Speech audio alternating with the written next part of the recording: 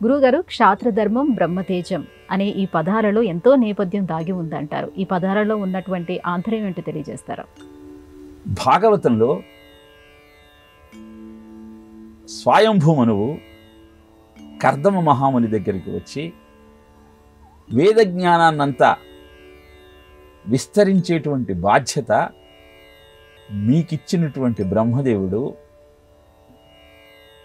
సమాజాన్ని రక్షించాల్సిన బాధ్యత మాకిచ్చాడు అంటూ క్షాత్రధర్మంలోని విశిష్టతను, బ్రహ్మతేజంలోని ఔన్నత్యాన్ని తెలియజేశాడు. అనంతరము విష్ణు పురాణంలో నక్షాత్రం బ్రహ్మా వర్ధతే అని వ్యాసుడు ప్రవచించాడు. అంటే క్షాత్రియ తేజం లేకుండా బ్రాహ్మణత్వానికి ఉనికి లేదు అని తెలియజేశాడు. భగవద్గీతలో ఎత్ర యోగేశ్వర కృష్ణో ఎత్ర పార్థో ధనుర్ధరః తత్ర శ్రీర్విజయోభూతి ధ్రువానీతిర్మతిర్మమ అని భగవద్గీత సారాంశాన్నంతా ఒక్క శ్లోకంలో పెట్టి మనకు అందజేశాడు వ్యాస భగవానుడు.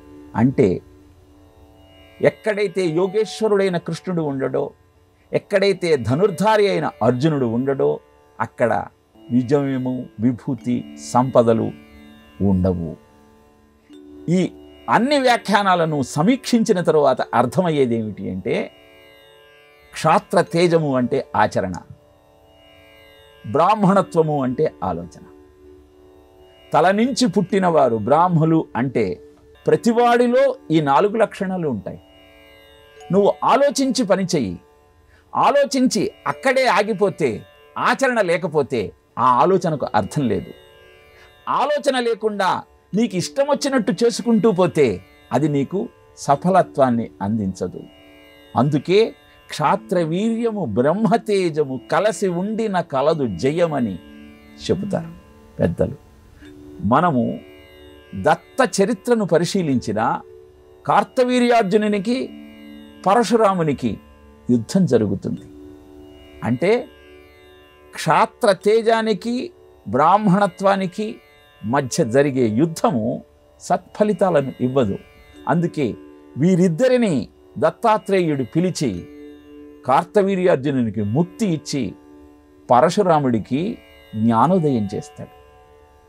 కనుక పురాణాలలో కనపడే ఈ సంఘటనలన్నింటినీ మనం గమనించగలిగితే జాతి అంతా ఆనంద ఉత్సవాలతో కళ్యాణమయంగా జీవితాన్ని గడపాలి అంటే ఆచరణ, ఆలోచన ఈ 2 ఉండాలని చెప్పటమే క్షాత్ర ధర్మాన్ని, బ్రహ్మ తేజాన్ని మాటిమాటికి ఉటంకిస్తూ, క్షత్రియత్వం లేకపోతే బ్రహ్మతేజానికి ఉనికి లేదు, బ్రాహ్మణత్వానికి క్షత్రియత్వానికి సరి అయినటువంటి స్థానం ఉన్నప్పుడే సమాజం సుఖశాంతులతో వర్ధిల్లుతున్నది అని తెలియజేయటమే ఈ పదాల యొక్క ఆంతర్యం.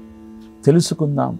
మనలో మనము వైషమ్యాలతో, విభేదాలతో కొట్టుకోకుండా అందరూ ఒకే పరమాత్మ యొక్క చైతన్యం అన్న భావనతో జీవితాన్ని గడపగలిగితే వైషమ్యాలకు తావు ఉండదు, విజయాలకు ఆస్కారం ఉంటుంది.